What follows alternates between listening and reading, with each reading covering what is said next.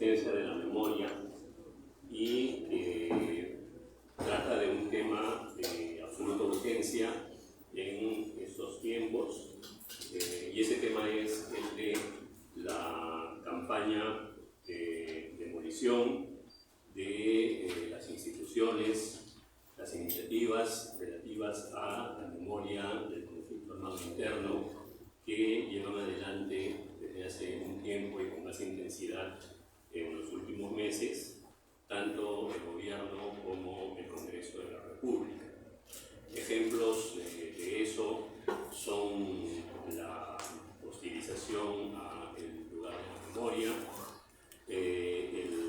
lo que es prácticamente el bloqueo a los archivos de la Comisión de la Verdad, que están custodiados y supuestamente con acceso al público por la Defensoría del Pueblo, y también la campaña de paralización, podría decirse, de la Dirección de Búsqueda de Personas Desaparecidas. Son solamente 3 ejemplos, entre varios más, de este proceso de demolición de la memoria que, como dije, se está llevando adelante desde hace tiempo.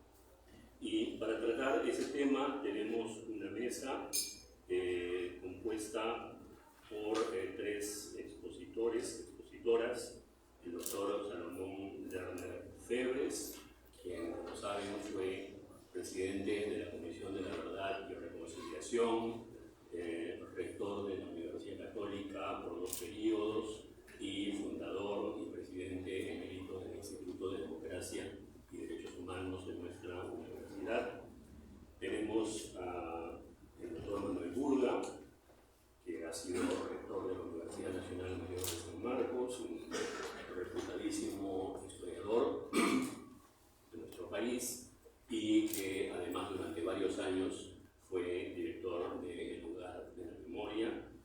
Y tenemos también a Jacqueline Fox, periodista, destacadísima investigadora de temas habitualmente críticos sobre la marcha de la democracia en el país, y docente también de la Universidad Católica. Cada uno de ellos, de ellas, va a intervenir por aproximadamente 15 minutos máximo, un poco menos si así lo desean, y cuando hayamos terminado de oírlos vamos a tener, si es que el tiempo lo permite, una breve ronda de preguntas o comentarios de quienes están en este momento en la sala. Vamos a empezar oyendo entonces los comentarios del doctor Manuel Burga. Manuel, te dejo la palabra. Muchas gracias. Ya agradezco a Miguel Yusti por esta invitación que permite reunirnos aquí para intercambiar ideas, no para ponernos tristes, ¿no? Sino explicar un poquito, no lo que ha pasado, sino la parte teórica de lo que ha pasado realmente. El LUM fue inaugurado el 17 de diciembre del 2015. O sea, ya este año cumple 10 años de existencia. Y está a la misma edad que el ESMA de Buenos Aires y el Museo de Chile, tiene un año más. Pero el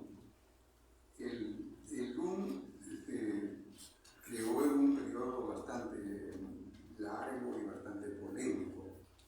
En realidad fue darle vida a una recomendación de la CBR. Una recomendación, la CBR entregó su informe el 28 de agosto del 2003 en 9 volúmenes, ¿no? 9 volúmenes hechos en 2 años, 4 meses. O sea, fue un trabajo récord.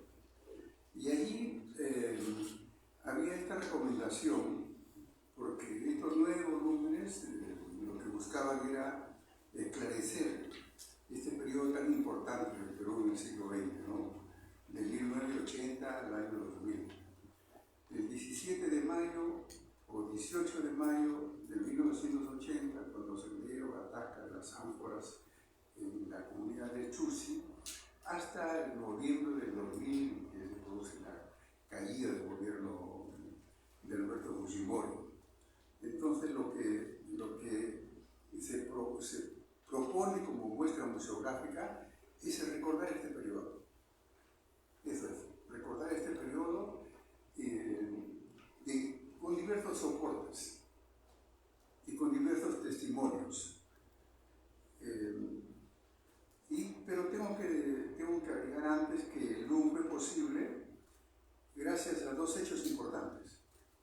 El primero fue el financiamiento, y el financiamiento provino de la Cooperación Internacional Europea, y en particular de la República Alemana.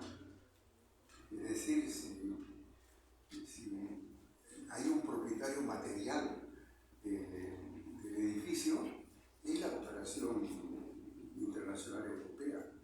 Tanto que cuando lo cerró el alcalde Canales, iban al PNUD, ¿no?, a decirle que su edificio no tiene el ITSE, ¿no? Y este es el primer elemento que es importante recordar, pero también hay que reconocer que el Estado hizo su aporte. El Estado aportó, formó una comisión de alto nivel y gestionó el periodo del 9 al 15, que era el periodo de construcción y de elaboración de la muestra permanente, que es la parte más difícil.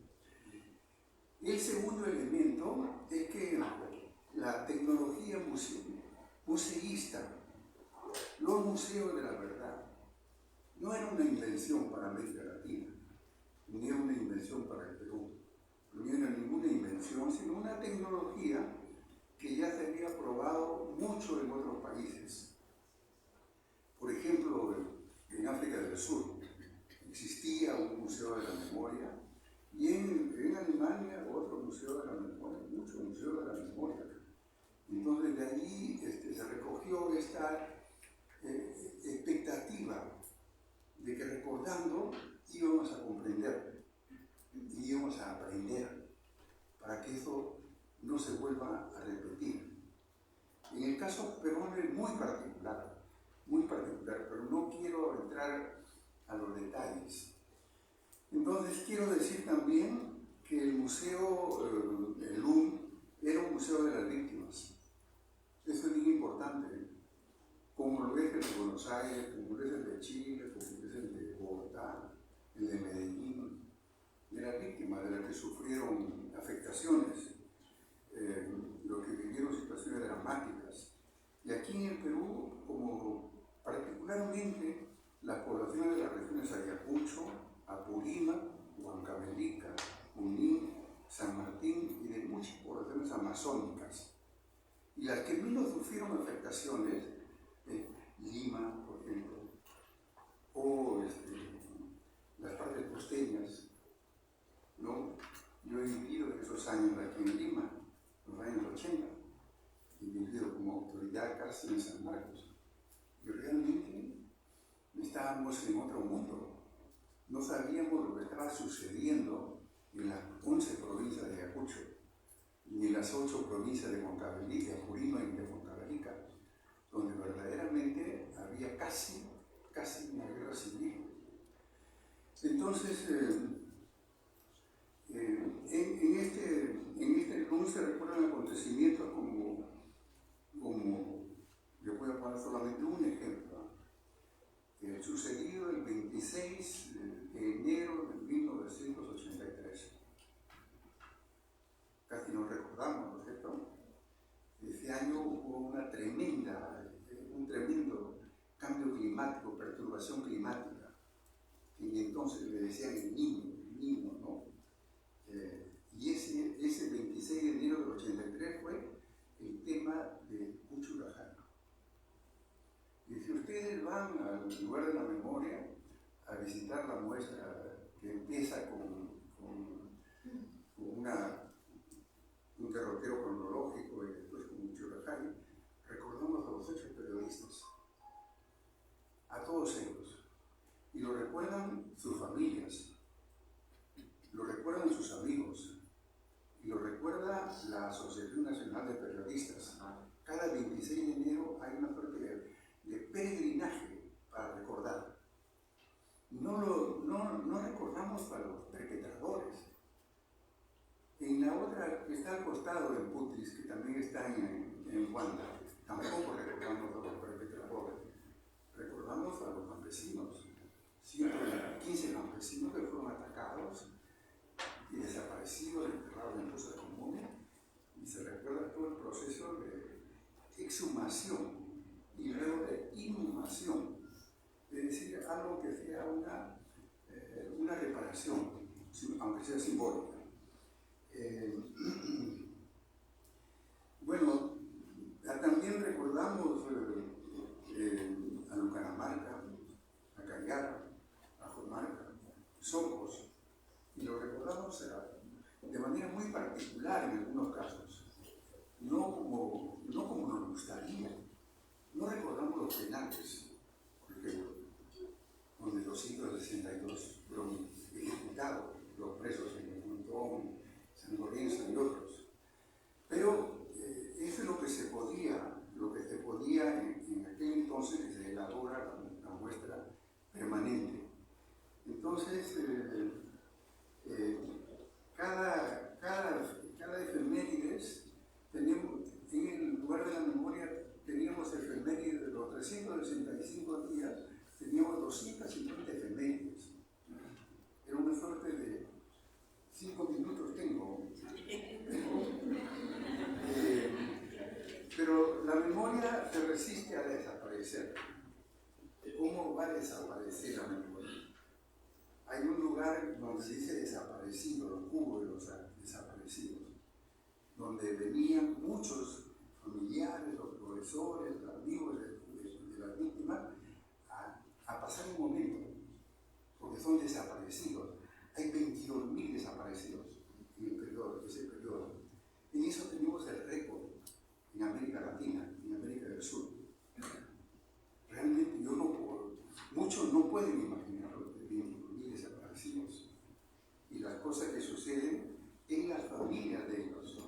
Muchas de los recorridos y del cubículo de los desaparecidos es alentado, tiene vida por las personas que van. Entonces, la memoria es imposible de desaparecer. No sé qué podría pasar conmigo si pierdo la memoria realmente, pero en el caso del Perú, no es que quieran cerrar el LUM para borrar la memoria, quieren cerrar el LUM para reemplazar la memoria. Los museos de memoria, sea el Neuen Gamme de Hamburgo, sea el Buchenwald de Alemania o el Bergen-Belsen de Alemania, son museos de las víctimas. No son museos de los militares. Pero ahora, si se quiere hacer un museo al revés, no sé qué podría pasar. De los triunfadores que mantuvieron y defendieron la democracia, se dice. Entonces yo, como ya me dieron el tiempo, no sé cuántos me quedarán ahora, yo quería hacer este recorrido breve para preguntarme, ¿por qué hay un temor a recordar? Bueno, si luce el temor, díganla. ¿Por qué hay un temor a recordar? ¿Por qué hay un temor a la memoria? ¿Por qué hay un temor a lo sucedido? Otra pregunta, ¿por qué no se asumen con indignación las culpas de los errores, de los desenfrenos, como en el caso de Uchurajay? Los campesinos, se arruinó Uchurajay, los campesinos dirigentes estuvieron en la cárcel mucho tiempo, Y Ushurajay se reconstruyó totalmente, después de muchas tomas de conciencia de ellos.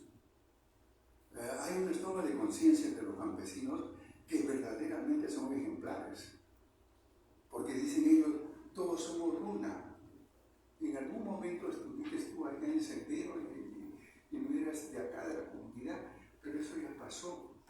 Ahora somos runa de nuevo. ¿Por qué no hacemos eso en el Perú? Es parte de la pregunta, ¿eh? Porque la irracionalidad fue de algunas patrullas militares, policiales, los hinches, fue de algunos grupos de autodefensa, los ronderos. No fueron de todos. Entonces, yo digo, ¿por qué no aprendemos de África del Sur, que tiene un museo de la apartheid? Ellos no quieren el apartheid, no quieren que vuelva, y quieren que la gente sepa qué es el apartheid. Bueno, tengo tantas otras cositas anotadas aquí. Yo me pregunto y digo, porque me ha permitido conocer otro mundo, estar 6 años y medio en el lugar de la memoria, me ha permitido conocer, por ejemplo, a los directores.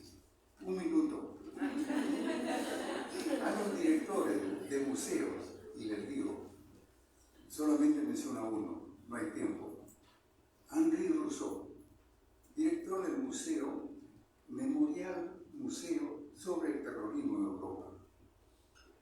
Henri, ¿qué es? Historiador. ¿De qué periodo? 1940-1944. De la República de Vichy, en Francia. De la vergüenza, de la indignación, del periodo que no quieren recordar. Ponen de director de ese museo al especialista en la historia de la que no quieren recordar. ¿Por qué no hacemos eso? Y les digo, mi hipótesis, por una razón, aún no somos una nación bien constituida. Aún no somos una nación como la francesa, demasiado, ¿no, Miguel? Pero no somos una nación. Y el ejército peruano, y la policía peruana, y la Armada peruana en los años, en la década del 80 y 90 se portaron como los ejércitos españoles de la época del Tupac Amaru, arrasar y matar. Probablemente sea la respuesta. Gracias.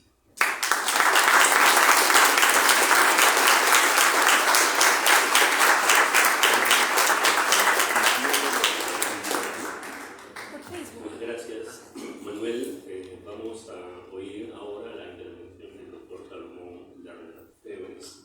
Primero te doy la palabra a tu presidente. Muchas gracias, Félix. Me es muy grato compartir con ustedes esta velada de reflexión. Desde el Centro de Estudios Filosóficos de la Pontificia Universidad Católica de Perú se ha venido construyendo un espacio que ya forma parte de las actividades tradicionales de nuestra casa de estudios.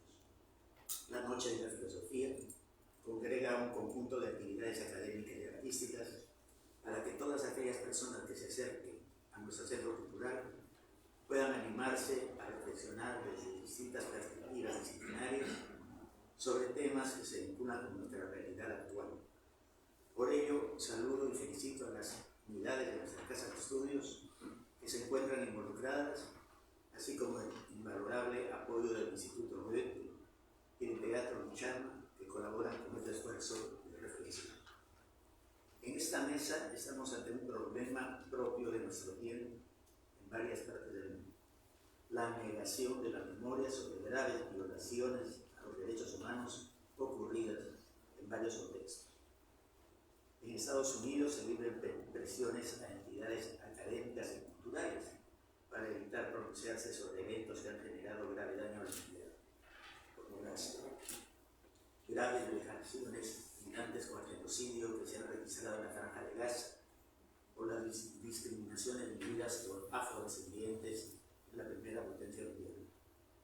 En Argentina, el gobierno actual busca negar las cifras de la violencia cometida mayoritariamente por agentes del Estado y busca en el fondo rebajar las responsabilidades en torno a políticas planeadas y ejecutadas por miembros de las Fuerzas Armadas durante la última dictadura.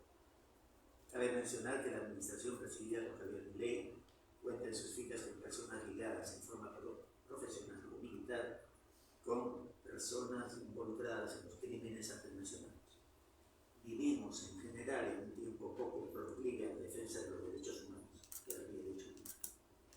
En el Perú no solo hay la violencia que ocupó a la Comisión de la Verdad. Hoy vivimos una nueva arremetida contra la memoria.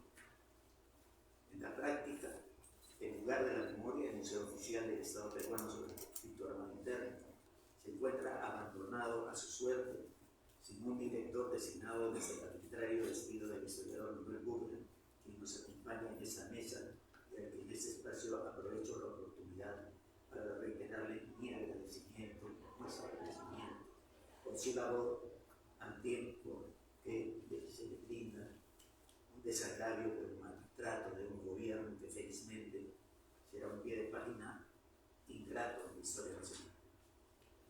Entremos ahora a ver el trabajo de la memoria. La manera más común de aproximarse a la memoria es considerándola una facultad psicológica o neuronal, una capacidad biológica de todo ser humano.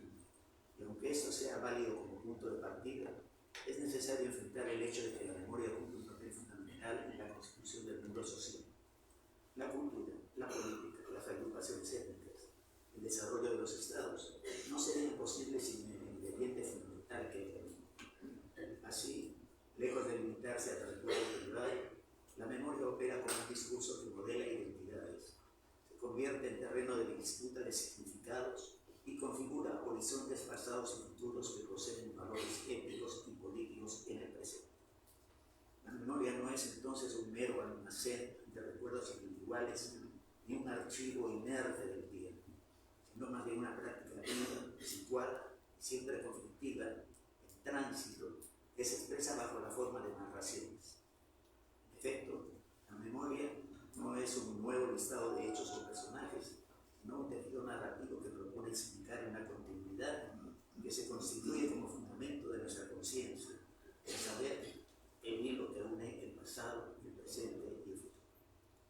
Como explicó Hannah Arendt, la narración que implica la memoria no es una ficción ni una manipulación, sino un modo de presentar lo vivido de manera inteligible. La acción humana, impredecible y expuesta al azar, necesita de la memoria narrativa para ser conservada y evaluada. Por eso Arendt afirmó que los seres humanos somos contadores de la historia por naturaleza. De modo que un elemento necesario de la memoria es el tiempo y otro es la fabulación que realizamos del mismo y sobre la cual construimos el sentido. Los estudios contemporáneos sobre la memoria, pensemos en los trabajos de Maurice Halbach, Stretan Todorov y Michel Foucault, señalan este carácter socialmente construido. La memoria no nace ni se conserva en el aislamiento de una conciencia individual. Se forma, se selecciona y se transmite en el seno de marcos sociales que la orientan y le dan forma. Estos marcos, que incluyen la familia, la escuela, los rituales, los medios, las instituciones, la nación, proporcionan categorías, lenguajes y significados desde los cuales recordamos. Incluso los recuerdos más íntimos están mediados por contextos colectivos sobre los que descansa su relevancia.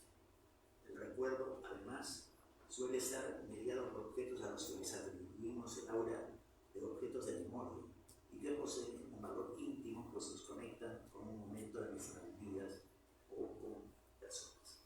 Este carácter construido y situado de la memoria implica también que no se trata de una reproducción pasiva del pasado, sino de una reconstrucción activa y permanente.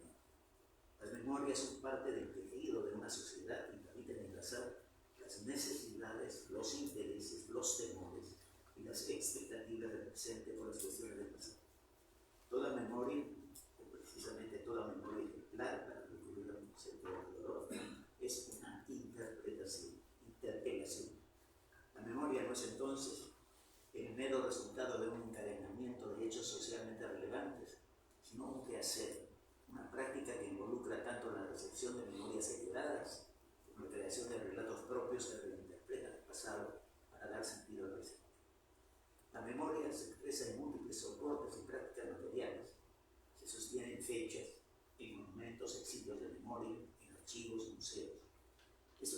territorios no son simples decoraciones del paisaje social, sino lugares de cristalización del conflicto, espacios donde se juega la legitimidad de las representaciones del pasado. La memoria está íntimamente ligada a la identidad, tanto individual como colectiva. Recordar es en buena medida responder a la pregunta de quiénes somos, de dónde venimos, qué hemos vivido y qué significado otorgamos a nuestras experiencias. Las etnicidades, las nacionalidades, incluso las afiliaciones religiosas y políticas, encuentran sus hilos conductores en las memorias compartidas. Pero esta identidad no es, ni ha de esperarse que sea, estable ni homogénea, pues ella se configura en el tiempo, se transforma y se narra de diversas maneras. Así, por un lado, la memoria permite que del caos de los hechos surja el sentido. Por otro, la memoria permite el cuestionamiento crítico del presente mediante un diálogo con el pasado. Podemos distinguir esta memoria crítica o dialógica de lo que cabría llamar memoria imperativa o monológica en su opuesto, es decir, una memoria homogénea, definitiva, que impone una continuidad necesaria y unívoca entre el pasado y el presente. Hay que considerar la existencia de este tipo de memoria, pues es el arma a la cual recurren los fascismos y en general los autoritarismos para imponer una identidad homogénea e incuestionable. Sobre todo porque los acontecimientos que experimentamos en nuestros días señalan con claridad que hay un fuerte intento de instaurar el negacionismo que vuelve imposible e incluso aceptable la violencia como arma política. Ya lo había dicho aquí. Sin duda, cuando la memoria es violentada, cuando los traumas son negados o ocultados, la capacidad de narrar y por tanto de comprender se ve afectada. Los autoritarios saben que para que se vuelva posible vivir un mundo distópico, uno en el cual la verdad deje de ser un valor, es necesario negar el pasado y reemplazarlo por un relato sobre el que se sostiene la violencia. Por ello, todo autoritarismo se empeña en atacar la memoria, se somete a los pueblos negando su pasado. En ello, la violencia es impuesta como medio legítimo en la política, resignificando los traumas centrados por las dictaduras. La memoria deja de ser relevante en la medida en que la verdad deja de ser relevante. De ahí el gran peligro de la posverdad. En un mundo en el que la verdad es incomprobable, ella se halla sujeta a los intereses del poder, o bien se disuelve en verdades contradictorias. La ciudadanía no puede orientarse y la memoria termina arrinconada, siendo un mero ejercicio de ficción. Frente a esta forma de violencia, la memoria se convierte en una ardua labor de reconstrucción simbólica, mediante la cual los núcleos de resistencia procuran restablecer el vínculo entre experiencia y lenguaje, entre dolor y significado. La narración es entonces una operación reparadora que permite reintegrar lo vivido en el campo de lo comunicado. En tanto que la memoria sostiene la construcción social de la vida, está enmarcada por el campo político, no solo porque recuerda hechos que a menudo tienen implicaciones sociales y éticas, sino porque el acto mismo de recordar implica tomar posición, definir lo que merece ser preservado y lo que puede o debe ser olvidado. La diversidad de las memorias obedece en buena parte a las luchas para obtener el reconocimiento y para conseguir la legitimidad del otro. Es inevitable entonces que en las sociedades que han atravesado experiencias traumáticas, la memoria se convierta en campo de disputa pública, como enfatizó Elizabeth Taylor.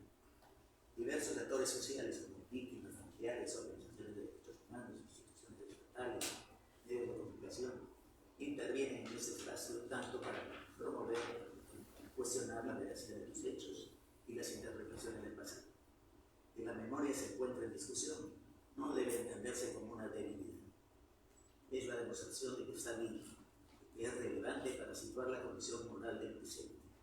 El verdadero peligro es, como ya les he sugerido, que ella se vuelva irrelevante, que la conmemoración pierda su sentido ritual, que la negación logre imponerse. Una de las tensiones más importantes en el estudio sobre la memoria es la que existe entre memoria e historia. Como señala Albert, mientras que la memoria es subjetiva, experiencial, situada en el afecto y en la evidencia violenta, la historia se presenta como una disciplina académica orientada a la reconstrucción crítica y documentada del pasado. Sin embargo, esa distinción no implica una cerrada oposición. Cabe reconocer que es posible y enriquecedor un diálogo entre ambas dimensiones.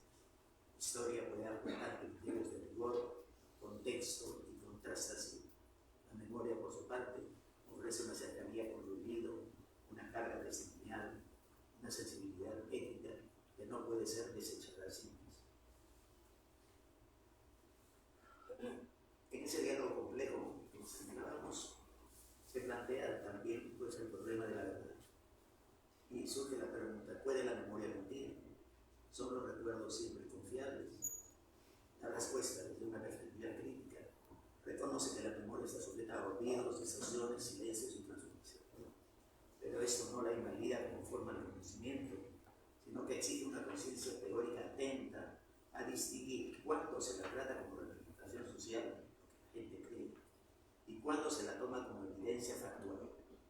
En el caso del testimonio, por ejemplo, el interlocutor, entrevistador, investigador, no solo recoge información, también delinea la forma del relato, orienta su dirección e incluso puede influir en su contenido. El trabajo sobre la memoria, entonces, requiere de una ética y una disciplina interpretativa que no oculte las tensiones entre fidelidad, afecto y representación. Podríamos dar algo más de tiempo.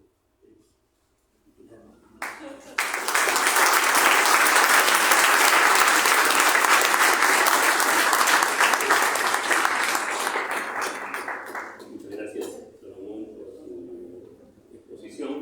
Y ahora vamos a oír la presentación de Jacqueline Fox, de aquí con Muchas gracias. Buenas tardes. También quisiera agradecer la invitación a la Noche de la Filosofía y también me sumo a esta necesidad de desagraviar a Manuel Burga y destacar el trabajo que hizo en la dirección del mundo. Yo quisiera complicar las cosas poniendo imágenes. Entonces podemos empezar. Quisiera distribuir mis 15 minutos en tres rubros, en tres aspectos relacionados con la resistencia de la memoria, que es el tema que nos convoca. Lo primero que quisiera mencionar es que respecto de la parte institucional del poder, desde diciembre del 2022, en el poder político hay perpetradores de antes y perpetradores de ahora. Y eso es algo que también explica por qué hay estos ataques a la memoria que se han reforzado en los dos últimos años, en 2024 y en 2025. Vamos a ver la siguiente. Entonces, quisiera mencionar solamente tres rubros.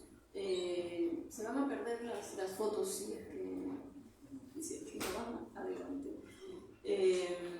Quisiera mencionar solamente tres rubros. No estoy abordando esto de una manera académica, sino intentando sistematizar algunas cosas de la realidad que nos estamos, digamos, que hemos estado viviendo en los últimos años.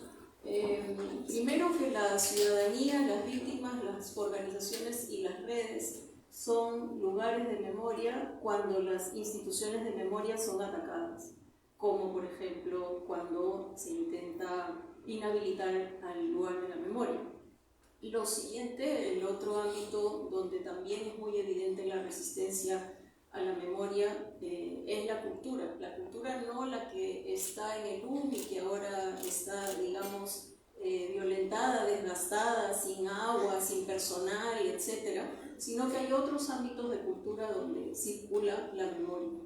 Y lo tercero, que me parece que es un ámbito también de resistencia de la memoria, es el que debemos ser los ciudadanos, los investigadores, los periodistas o en realidad cualquier persona que tiene capacidad e interés hacer un seguimiento detallado de los retrocesos en las políticas públicas vinculadas con verdad, memoria, justicia y reparación, que en el último año y medio todo es pura contrarreforma, ¿no? Y no hay en la mayoría de medios un seguimiento detallado de esto, y a veces algunos pequeños supuestos retrocesos son tomados como que no ha pasado nada, como lo que ocurrió hace un par de semanas en la Defensoría del Pueblo y los expedientes de testimonio, ¿no? Que hasta ahora no son de acceso como antes.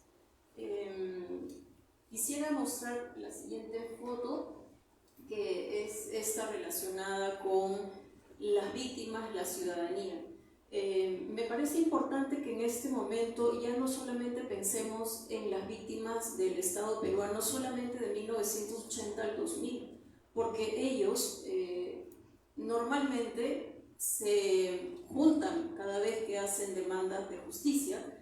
Normalmente están juntos los de 1980 a 2000, los de noviembre de 2020, los de las de esterilizaciones forzadas. Se han sumado las víctimas de las masacres del 2022 y 2023 y como también un grupo que cada vez está más presente también en este tipo de movilizaciones, de expresiones de rechazo a todo lo que les está afectando. También están dirigentes de la Amazonía debido a los 35 defensores de territorio que han sido asesinados en los últimos años por omisión del Estado o por colusión del Estado con los agentes que causan la muerte a defensores ambientales, principalmente en la Amazonía.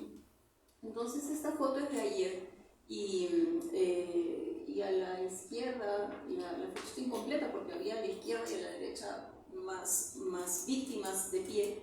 Pero a la izquierda hay representantes de víctimas de esterilizaciones forzadas y adelante está el dirigente de AIDC.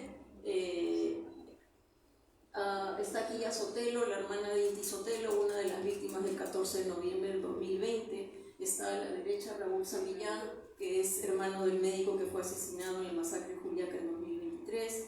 Y así. Y la señora de la izquierda que está sentada vestida de rosado es víctima de esterilizaciones forzadas, pero también es víctima del periodo de violencia de 1980-2000. Ella fue torturada y además a su esposo lo desapareció.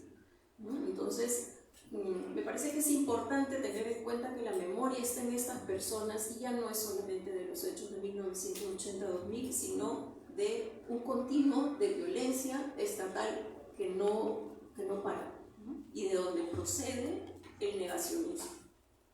¿Podemos avanzar? Avanzamos. Esto es una marcha de la semana antepasada, quizá de esta sí se enteraron, porque era la que organizaron los músicos a raíz del asesinato de Paul Flores, de la Orquesta Armonía 10, y nuevamente en la Avenida Bancay, al igual que en el paro nacional de septiembre, octubre, del año pasado, que eran movilizaciones en el centro de Lima en rechazo a la inacción del régimen ante el sicariato, ante la extorsión, ante el incremento del crimen organizado, pidiéndole al Congreso que derogue las leyes que han estado favoreciendo al crimen organizado. En esas movilizaciones están también las víctimas de, digamos, casi todos estos hechos que he ido mencionando hace un momento, ¿no? Este es un grupo que surgió en febrero del 2023, que se llama Evangélicos Presentes, que cuando, digamos, casi nadie de la sociedad civil de Lima acompañaba las movilizaciones de las víctimas de las masacres de 2022 y enero de 2023, este grupo empezó a salir con las fotos de los asesinados, ¿no? y continúan haciendo. Pasamos.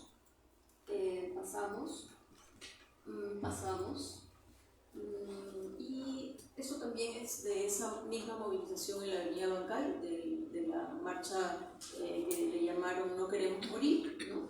Pero lo que quería mostrar a la izquierda es este cartel que dice Justicia y Reparación para las Víctimas, ¿no? Que es una demanda que atraviesa a estos últimos 40 años, más o menos, por decirlo de alguna forma, ¿no?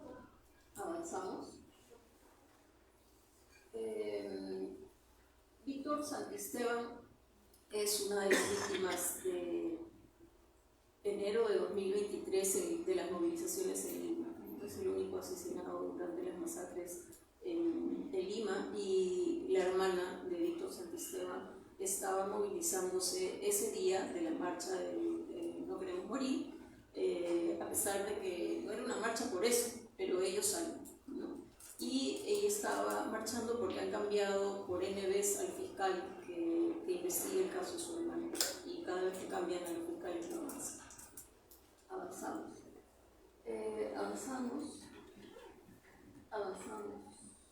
El Perú está de luto, suplicamos justicia, ¿no? Este es un pedido de una orquesta de cumbia que se llama, si no recuerdo mal, La Única, que fue atacada también por extorsionadores en diciembre, pero no tuvo mucha prensa.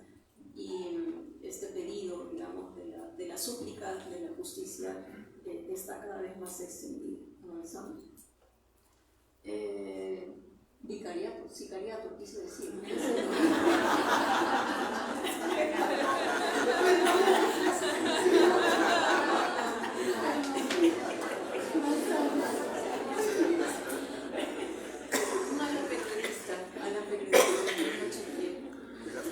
Esto fue en noviembre del año pasado, que fue una de esas movilizaciones que les decía contra el crimen organizado.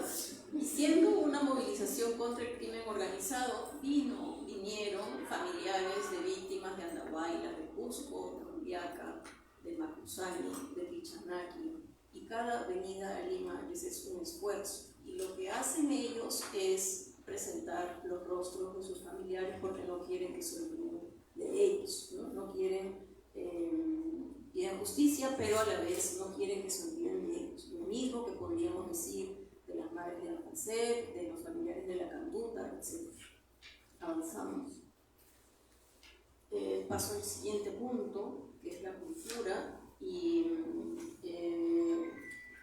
voy a tratar de avanzar esto muy rápido porque yo estoy solamente mencionando aquí algunos elementos, pero son posiblemente decenas más, y solamente estoy mencionando algunos recientes, ¿no? Que coinciden con este momento de ataques a las instituciones vinculadas con la justicia, la reparación y la memoria. Avanzamos. Esto es una foto del diario digital El Búho de Arequipa. Esta es una muestra de huifalas de la memoria que lidera Alejandra Bayón y fueron presentadas durante el festival de 2023. Y esas huifalas de la memoria han sido elaboradas por familiares de víctimas de las masacres 2022-2023. Avanzamos. Eso también ocurrió allí. Avanzamos. Las mismas huifalas de la memoria, y aquí recuerdan, esta es la parte de, digamos... Hola, sí, hola. Avanzamos. Es una exposición a fines del año pasado de fotografías de personas que tuvieron algún liderazgo, algún rol durante las movilizaciones 2022 y 2023. Es Augusto Escribes, que es un fotógrafo, y esta muestra se vio en Lima, en Arequipa y me parece que también en Puno. Avanzamos.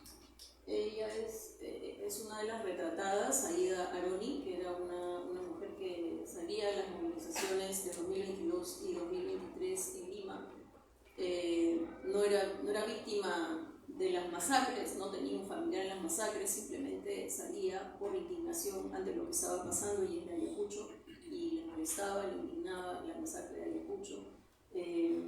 La detuvieron sin que hubiera hecho nada, pasó varias horas en la policía en una detención arbitraria, y no hubo ninguna responsabilidad, ninguna investigación por esa detención arbitraria que ella sufrió. Avanzamos. Y esto es de este año, de una especie de red que se ha formado que se llama Sicuris Unificados contra la Dictadura. Y salieron el 12 de enero, que si no recuerdo mal fue un sábado o un domingo, porque no había ninguna actividad de Lima relacionada con las víctimas de las masacres de 2022-2023. Y ellos se expusieron, digamos, porque cada vez que alguien se planta a hacer alguna de estas manifestaciones frente al Palacio de Justicia, llega la policía a reprimir. Avanzamos. Este era uno de los sicuris que acababa de estar en Juliaca, porque en Juliaca habían hecho actividades en memoria de las víctimas de la masacre del 9 de enero de 2023 de Juliaca, y a algunas de las personas que habían ido a esas actividades en Juliaca, la familia de Marcos Millán, asesinado por la policía, un médico que estaba asistiendo como brigadista a heridos y le dispararon y la familia ese día entregó este recuerdo que es un objeto de memoria. Avanzamos. Y ese es el final de esa actividad de enero de este año, y está Quilla Sotelo, que no tiene que ver con las movilizaciones del 2022-2023, sino que es hermana de una víctima de noviembre del 2020, y Sonia Aguilar, que está hermana de Sonia Aguilar, que fue asesinada en Macusani en Puno en 2023. Mi hermana que pide justicia, y como ven, todo el tiempo mostrando las fotos para hacer memoria. Avanzamos. Voy a pasarme rápidamente esto, pero son, digamos, como lo que ha ido quedando en la cultura respecto de estos episodios de violencia del Estado. Avanzamos.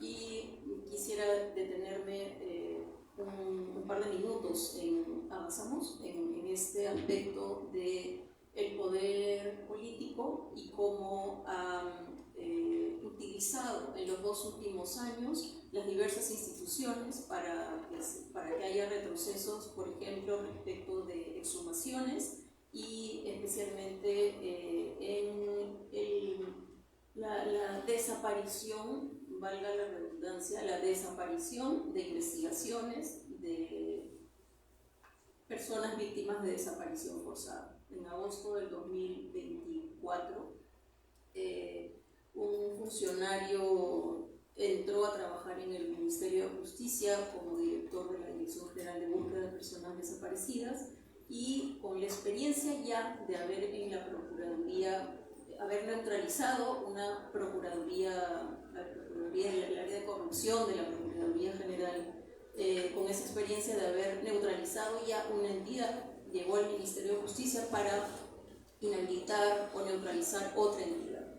Me parece importante entender por qué hacen esto, y vuelvo a la idea que mencioné al inicio.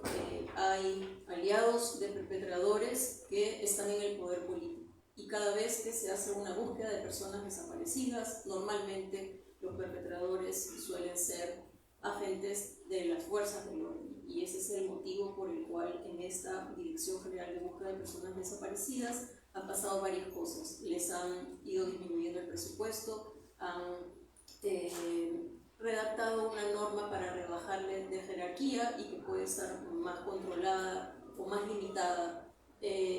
Ya no es posible que esta Dirección General de Búsqueda de Personas Desaparecidas trabaje en apoyo del Ministerio Público, que normalmente iban psicólogos o arqueólogos de la Dirección de Búsqueda de Personas Desaparecidas en conjunto, ¿no?, como equipo, en apoyo al Ministerio Público. Eso ya no es posible por disposición de este funcionario. Había también un apoyo de presupuesto y de un biólogo de esta Dirección General de Búsqueda de Personas Desaparecidas para el Instituto de Medicina Legal, que tiene un laboratorio de identificación de restos por ADN. Eso también ya desapareció. Y la lista es bastante más larga de todo este retroceso institucional que ha habido en el Ministerio de Justicia, y que se extiende también a otras instituciones, con decisiones del Congreso, con otras decisiones del Poder Judicial, etc. Gracias.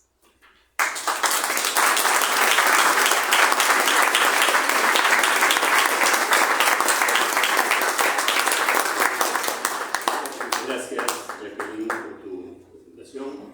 Tenemos poquísimos minutos para terminar esta mesa, 10 minutos apenas, y entonces podemos tomar 2 preguntas del público. Les pido, por favor, que sean preguntas bien concretas para poder tener tiempo de al menos 2 minutos de comentarios de parte de quienes integran la mesa. Entonces, ahí ya las 2 personas. Aquí, por favor, adelante. Gracias. Doctor Burga, solo porque no estoy segura que esté un poco sorda, ha dicho que en el Perú, que es donde hay más números de desaparecidos, 500.000 personas, o lo escucharon mal. 22.000. Ah, ya. Gracias. Tenía una inquietud, doctor. Estuve leyendo Archipiélago Gulag de Alexander Solzhenitsyn. Es una novela política, es una novela testimonial, llena de documentos. Mi intención es, para estos tiempos recios que ustedes han definido, que estamos viviendo actualmente, no nos faltaría esa novela o quizás ese libro contundente en nuestra literatura peruana, con todos esos temas de testimonios y documentos que es el LUM. Y mi inquietud es, a la periodista, el cerebrito que está en el gobierno, hay un nombre y apellido para todo lo que está bloqueando y todo el abanico que está denunciando. Muchas gracias. Tenemos una pregunta más aquí y pasamos a la mesa.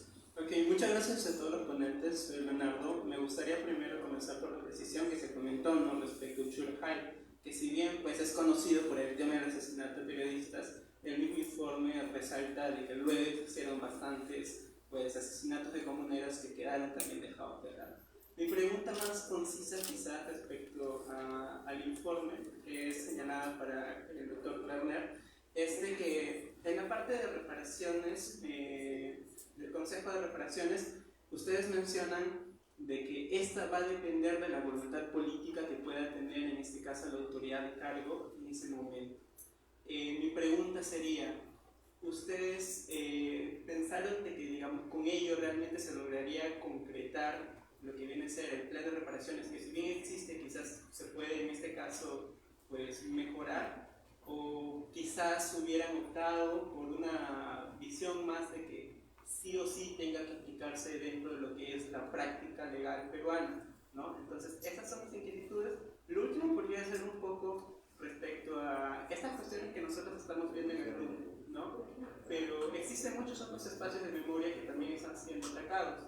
Entonces, me gustaría saber de que si en vista de este debilitamiento de estos espacios, se están generando estrategias de descentralización y de comunicación para que realmente se pueda articular una red y pueda responder a los fenómenos que ya estamos viendo, ¿no? Porque también se vienen las elecciones del 2026 y no sabemos qué pueden pasar en esas cuestiones. Muchas gracias por su pregunta. Entonces, tenemos 2 minutos, uno, si es posible, miembros del panel, con un agradecimiento por su tolerancia a la recepción del tiempo. Manuel, por favor, adelante. Solamente quiero decirles que lo desaparecido, que son 22.500 aproximadamente, verdaderamente es una cifra espantosa. Y yo les puedo decir, les puedo asegurar que hay desaparecidos de clase media para arriba y de clase de abajo. Y ninguna de las 3 clases olvidan a los hermanos. O sea que la resistencia de la memoria es verdaderamente muy importante en todos los casos, en las familias, en los padres, hermanos, esposos. Luego hay una literatura muy conocida, ¿no? Surgió, bueno, desde el inicio con Julio Ortega, de repente, y después con Roncalliolo y toda una literatura. Y hay libros últimos, como el de Julio Mendini, que el libro se llama La ausencia de mi hermano Jorge y de la nación. Por primera vez he visto eso, la ausencia de mi hermano Jorge y de la nación.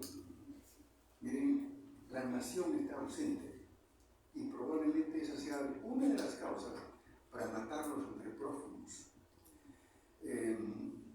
Luego, algo me preguntaron de Uchurajay, pero dije todo más o menos. Quiero decirles algo. Yo tengo un cierto entusiasmo por lo que ocurre en el Perú. Y no por lo que pasa en Lima, y no por lo que pasa en las regiones. Cuando vi desfilar a los representantes de la isla, a los urus de la isla del lago Titicaca, cuando los vi desfilar con sus indumentarios y todo, un minuto me da feliz. Yo recordé el libro de Jean Vilar, que decía urus, payas, dioses o payas, no había otra cosa. Pero los urus esta vez, para reclamar, ¿no? Ese terrible 15 de diciembre del 2022, los urus venían a reclamar sus derechos políticos. El respeto, ni siquiera a la región, el respeto a los derechos políticos expresados. Es decir, hay un movimiento desde las regiones que no se percibe tanto en Lima. Le puede pasar a Lima lo que le pasó entre 1821 y 24, en que la independencia se consiguió en las regiones. Pero en Lima se benefició. Evitemos eso. Gracias, Manuel. Yo muy breve. Yo le diría que Solzhenitsyn es maravilloso, pero antes de Solzhenitsyn creo que debemos educar a los jóvenes. Debemos enseñarles en la secundaria la verdadera historia del país. No se ha borrado en los planes de estudio todo esto, estas cosas feas que han sucedido en nuestro país. Deberíamos empezar por allí y deberíamos leer historia y luego solitos podemos llegar a Solzhenitsyn y otros, ¿no es cierto? Es una buena novela, pero se puede leer, por ejemplo, el resumen del trabajo de la Comisión de la Verdad o el testimonio del Gavilán o cosas así, y entonces también se puede leer. Concuerdo. Y respecto del Estado, ¿qué Estado tenemos? Realmente hay un descontento justificado por parte de la sociedad peruana respecto de las autoridades que lo gobiernan. No solo en el terreno ejecutivo, también en el terreno legal e incluso en el terreno de la aplicación de las leyes. Entonces, no vivimos una democracia auténtica y es por allí que debemos cambiar. Y lo que se nos viene el próximo año no se presenta de forma alentadora. Tenemos 42 movimientos inscritos que podrían presentar el candidato a la presidencia. No tenemos partidos con estructura, con ideología y con gente honesta que pueda salir a dar declaraciones sin miedo. Eso respecto a las preguntas. Y usted hizo una sobre Churaley. Respecto a por qué era una cuestión que respondía a una voluntad política del gobierno de turno el que se apliquen las reparaciones. Sí, y la voluntad de los gobiernos de turno que hemos tenido ha sido una voluntad negativa respecto a la reparación.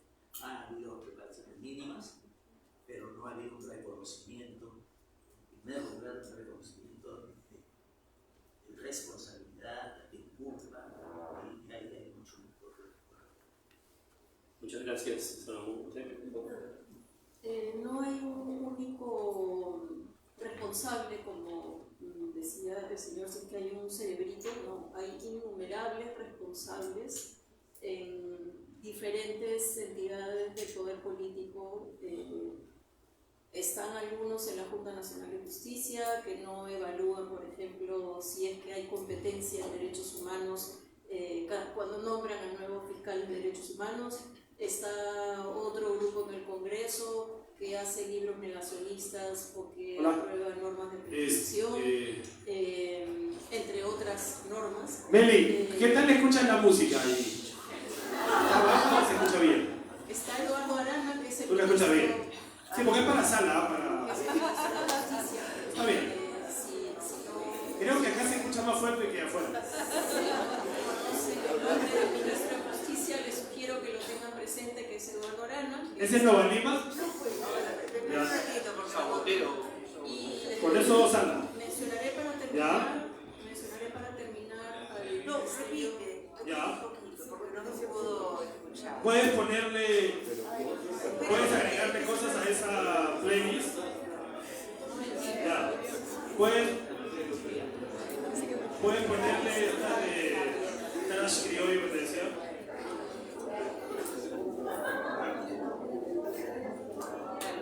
Jacqueline, a pulmón. Hay juventud.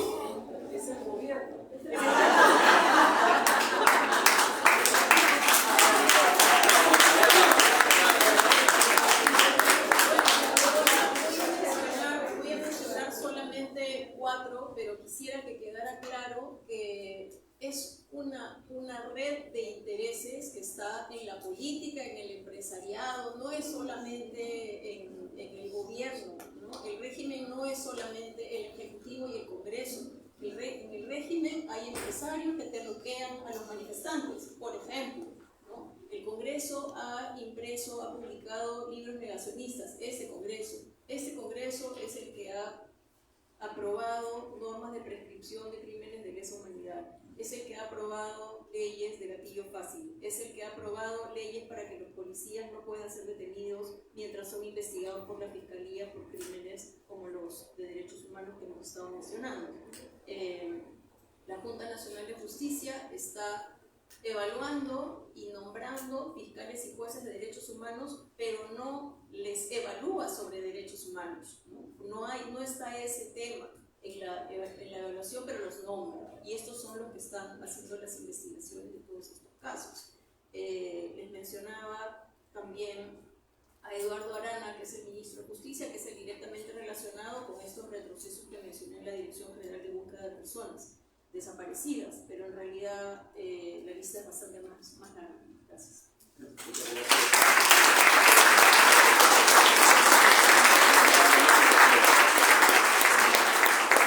Gracias, Jacqueline. Antes de cerrar la mesa, quiero avisarles que la mesa que va a tener lugar en este